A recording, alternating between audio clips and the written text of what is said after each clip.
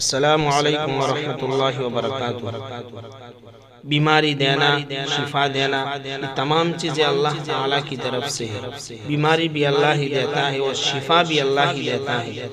جب کوئی شخص بیمار ہو یا کوئی کسی مصیبت کے اندر مبتلا ہو یا ایسی بیماری کے اندر مبتلا ہو کہ ہمیں خطرہ ہے کہ ہم اس سے ملنے جائیں گے، اس کی عیادت کرنے جائیں گے تو اس کی بیماری ہمیں لگ جائے گی، تو نبی کریم صلی اللہ علیہ وسلم نے ایسی ایک دعا بتلائی ہے کہ اس دعا کو پڑھیں گے تو اس کی نہ بیماری ہمیں لگے گی اور نہ اس کی تکلیف ہم کو لگے گی۔ وہ دعا یہ ہے: الحمدللہ الذی عافانی مما ابتلاک بہ وفضلنی علی کثیر ممن خلق تفضیلا۔